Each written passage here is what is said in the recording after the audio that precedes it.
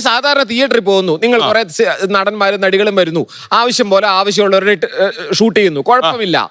ഏതെങ്കിലും ഒരു കല്യാണത്തിന്റെ അവിടെ പോകുമ്പോൾ ആവാം എന്നൊരു നിലയുണ്ട്. അതായത് അവര് സമ്മതിക്കുന്നെങ്കിൽ സ്വകാര്യതയ്ക്കൊക്കെ ഇടയ്ക്ക് അവർക്ക് വീട്ടുകാർക്ക് അനുവാദമുണ്ടെങ്കിൽ ഓക്കെ എന്നൊരു നില ഒരു വിവാഹ സ്ഥലത്തുണ്ട്. മരണത്തിന്റെ ഒരു സ്ഥലത്ത് സ്ട്രിക്ട്ലി നോ ആണ് എന്നുള്ള അവസ്ഥയാണ് വേണ്ടത്. മാത്രമല്ല ഞാൻ ഒരു കാര്യം കൂടി പറയാം.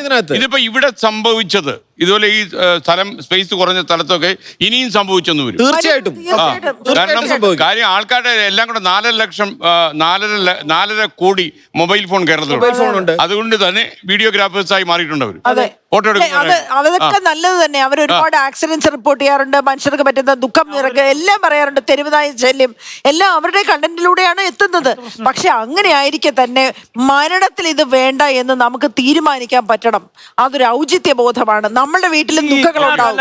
അതിനകത്തൊരു പ്രശ്നമുണ്ട്. ഞാൻ പറയാം എങ്ങനെയാണ് ഈ കണ്ടന്റ് റീച്ച് ആവുന്നത്. ഇത് ആരായി കാണുന്നേ? ഇത് ബോട്ടൊന്നും കാണുന്നതല്ല. ഇവിടുത്തെ മനുഷ്യരെല്ലാം നോക്കി കണ്ട ഉടനെ ക്ലിക്ക് ചെയ്ത് നോക്കാൻ ഇവിടെ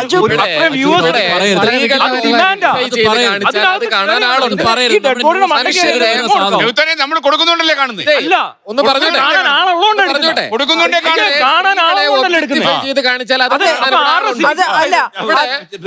മനുഷ്യരുടെ സ്വകാര്യത വിറ്റാണ് കാണാൻ ഇവിടെ ആളുകൾ.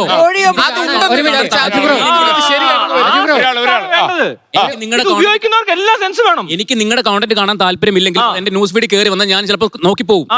അത് തട്ടിയും കളയണം. ഞാൻ പറയാം അല്ലാതെ ഇത് ആരുടെ വീട്ടിൽ കൊണ്ട് കാണിക്കുന്നല്ലോ. TV പ്രോഗ്രാം പോലെ ഒരു മിനിറ്റ്. അതായത് കോഴിയോ മുട്ടയോ ഒന്ന് ആലോചിച്ചോണ്ടിരിക്കേണ്ട സമയമല്ല ഇത്. ഇത് നമ്മളുടെ എല്ലാവരുടെയും ഒരു പൊതു പ്രശ്നമായി മാറി. മരണത്തിന്റെ പൊതുദർശനമല്ല, മരണം റിപ്പോർട്ട് ചെയ്യുന്നില്ലേ? ഇല്ല. ഹലോ, എങ്ങനെ കാണും? ഞാൻ കണ്ടില്ലല്ലോ. ഞാൻ ഈ ചന്തുവിന്റെ വിഷയം കണ്ടിട്ടില്ല. എല്ലാരും കണ്ടു. ഒരു ഫോട്ടോ കണ്ടു ചന്തു പ്രതികരിച്ചു. അതിന് ഞാൻ എന്നാ വേണം? ഞാൻ തട്ടിക്കളഞ്ഞു. അല്ല ഞാനൊരു സിമ്പിൾ ചോദ്യം ചോദിക്കട്ടെ അജുനോട്. ഞാനൊരു സിമ്പിൾ ചോദ്യം ചോദിക്കട്ടെ. ഫോർ എക്സാമ്പിൾ എനിക്ക് അജുവിന്റെ കണ്ടന്റ് ഇഷ്ടമല്ല എന്ന് വെക്കുക. അജുവിന് ഒരു ഇഷ്യൂ ഉണ്ടാകുമ്പോൾ ഞാൻ 24 ന്യൂസ് സ്ഥിരമായിട്ട് കാണുന്ന ഒരാളാണ്. അജുവിന്റെ വിഷയം ഈ ഫീഡ് വരുമ്പോൾ അത് എനിക്ക് റെക്കമെൻഡേഷൻ ആയി. പിന്നെ അജുവിന്റെ ചാനൽ എന്റെ പേജിലേക്ക് വരും. എനിക്ക് അജുവിന്റെ പേജ് ഇഷ്ടമല്ല. അതുപോലെ തന്നെയാണ് എനിക്കിപ്പോ മരണം കാണാൻ ഇഷ്ടമല്ല എന്നുണ്ടെങ്കിൽ ചാനലുകളിൽ ഞാനത് കാണുമ്പോൾ അതെന്റെ ഫീഡിലേക്ക് വരും. ഈ മനുഷ്യൻ മൊത്തം ഒന്നിച്ചാണ് ഈ സാധനം പ്രൊമോട്ട് ചെയ്തുകൊണ്ടിരിക്കുന്നത്. ഇപ്പൊ വേണ്ട ചെയ്യണ്ടെന്ന് പറയുമ്പോഴത്തേക്കും ഇതെന്തറിയോ, നമ്മൾ കൊടുക്കുന്നുണ്ടാണ് ആള് കാണുന്നത്. കാണുന്ന ആൾക്കാരെ കുറ്റം പറയാൻ രണ്ടാമത്തെ കാര്യമുള്ളൂ. നമ്മൾ കൊഴിയ മുട്ടയോ അദ്ദേഹം ജനിച്ചെന്ന് നോക്കിയിട്ട് കാര്യമില്ല. നമ്മുടെ അൽഗോരിതത്തിൽ കയറി വരുന്ന ഒരുപാട് കണ്ടന്റ് ഉണ്ട്. ഇതൊക്കെ ഏതാന്ന് പോലും അറിഞ്ഞുകൂടാത്ത നമ്മൾ നോക്കുമ്പോ കുറെ എണ്ണം ഇങ്ങനെ കിടക്കുന്നത്. അത് നമ്മൾ കണ്ടന്റ് ഏതാന്ന് പോലും അറിയത്തില്ലല്ലോ. നിങ്ങൾ എന്തുകൊണ്ട് ഇവത്തെ തന്നെ ക്ലിക്ക് ചെയ്യുന്നില്ലെന്നേ? ഇതെന്തോ ഇത് തന്നെ കാണുന്നിരുന്നു. അവിടെ പോയി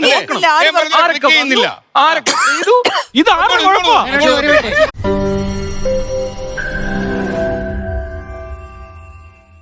ലോകത്തെവിടെയായാലും ഏത് സമയത്തും 24 വാർത്തകളും ഓഗ്മെന്റഡ് റിയാലിറ്റി പാക്കേജുകളും എക്സ്പ്ലെയിനറുകളും വിശദമായി കാണാൻ ഞങ്ങളുടെ യൂട്യൂബ് ചാനൽ നിങ്ങൾക്ക് സബ്സ്ക്രൈബ് ചെയ്യാം.